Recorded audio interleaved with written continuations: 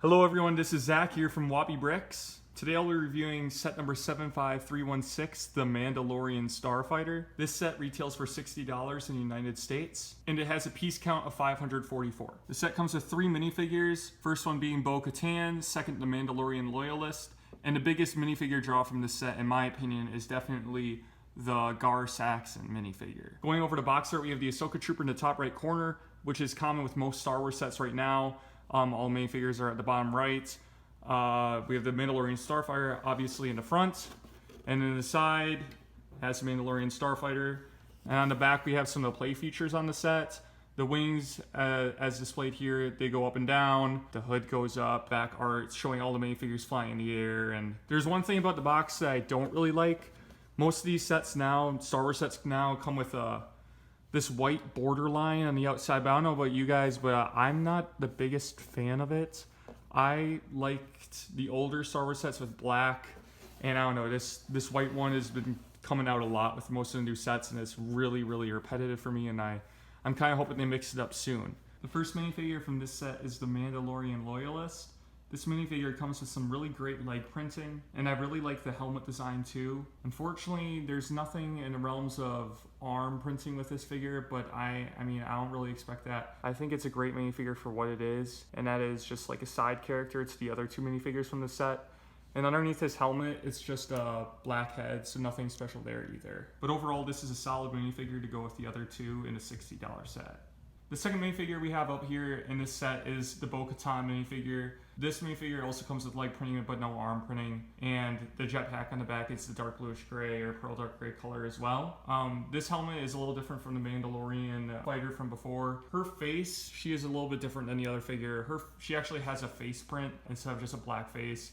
And when you have it like this, you can put it on her little hairpiece that the set comes with. And I've heard some people say that this hairpiece doesn't go well with this figure, and I think it's mainly because of the bangs up here that the figure comes with. After looking at the minifigure myself and the Bo-Katan representation of it, I think this is the best that LEGO could do with the pieces they had. I don't know, they have this little headband piece right here, and that shows, and it's with the orange hair, and it's the same kind of cut.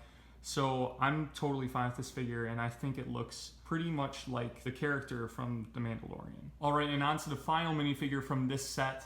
It's the Gar Saxon minifigure. For this set, I think this is definitely the main draw. Like, you're mostly interested in minifigures. The set is a great build too, but this minifigure is just fantastic. He looks just like the character from the show. I haven't seen it, but I've seen pictures from the show, and he looks really comparable. I really like the spiked helmet on top, and we haven't seen anything like it before. I looked at the helmet before, and it's not just the spikes on top that are different with this minifigure. If you look at the helmet compared to, say, like Bo-Katan's helmet, I don't know if you can tell right here, but it looks a little different. The side there is just a little different from the Bo-Katan one. So it's not just the spikes on top that are a little different. This helmet is a completely different mold. And yeah, he doesn't have arm printing either, but the whole minifigure is the pearl dark gray color. And that matches along with the back of the minifigure too, with the jetpack and the helmet. It all just looks really, really great together.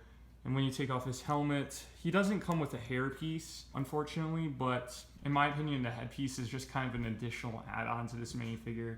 You're gonna want to keep the helmet on anyway, because I mean, look at that. This is giving me like pre-Vizsla vibes from the old Mandalorian Starfighter. That pre-Vizsla is worth like $100 now.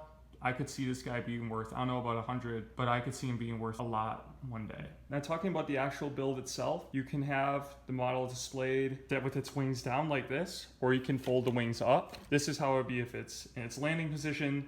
There have been a couple people I've seen that have talked about how its landing gear, it shouldn't be like totally like tilted down like this, and instead it should be like this. If you notice this piece down here, if you just add in 1 or 2 like 1x2 plates, then it'll go flat, like it won't tilt down. You can actually keep it like this.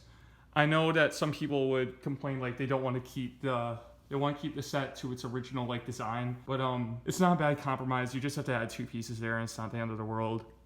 But other than that, A couple of other design flaws that I noticed. There's a small, I don't know if you can tell, but there's a small gap in between the windscreen and the pieces there.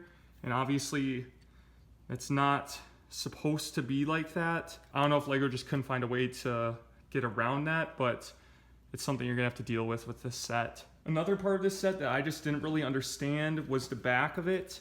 There's this little really flimsy piece right here. It comes off super easily. I just took it off like that. I don't really get the point of it. Maybe I think it's to spin this, but I think they should have done a better job with it because I've been moving this set around and I think it's gonna be really easy for kids to lose that piece. Oh, and one more thing that was a little tricky was the stickers, especially on the windscreen. Let me take this off real quick. You're gonna have to be very careful putting these pieces on. This piece especially, it goes right up to the top here, and I don't know, it can be a little tricky to put on, so just be really careful when you're putting on those sticker pieces. It would have been nice if Lego could have made a printed windscreen for this set. If you take your time, it's not the biggest issue in the world. But there's also a lot of really good things about this set too. So the best part of this set, I think, is that its playability functions are pretty good. So you can move the ship on its side like that and spin it around and fly it around however you want. It also has some spring-loaded shooters on the side here and on this side.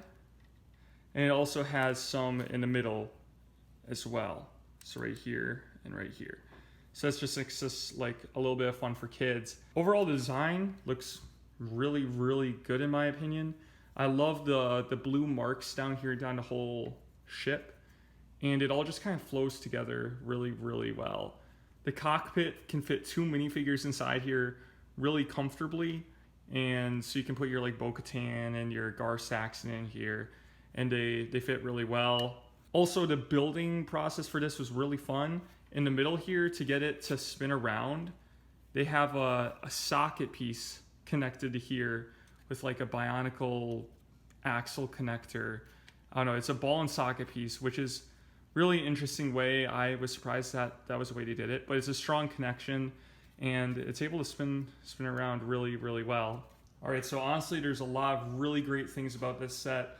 The building design was terrific, or like the building process. They had some cool builds in here that I hadn't seen for a while, and I thought it was really fun, especially the ball socket joints in the middle of the ship. These minifigures are terrific minifigures. I know it's a $60 set, but you're getting a really great ship here, and you're getting 3 great minifigures. This Bo-Katan is totally new, and so is the Gar Saxon. The set may be only 544 pieces. You might say, oh, that's more than like 10 cents per piece because it's a $60 set. But still, you're getting a great ship here and the 3 great minifigures. And there's a lot of playability here. You got the stud shooters on the middle, you got the stud shooters on the side. And honestly, ships are just really fun for kids to play with. But it also makes a really great display piece for collectors. Also, if you're interested in investing in Lego, I think this is a great set to invest in. You're getting some unique minifigures that have a lot of detail, and I think will be worth a lot one day. I would rate this an 8 out of 10. It doesn't get full marks for me because there are some gaps by the windscreen right here and right here. Also, the ship, its landing position isn't totally accurate. It needs to be, like, it shouldn't be tilted down like this. I think it could have been an easy fix by Lego. All you need to do is really add 2 plates there, like to this piece, and it fixes it. Also, I would have been nice to have one more minifigure in this set, just another Mandalorian Starfighter guy.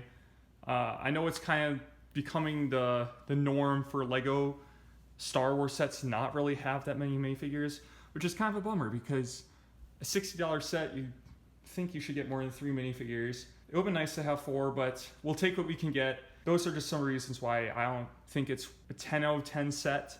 But still, it's a very good set nonetheless, and I definitely rank it as a buy.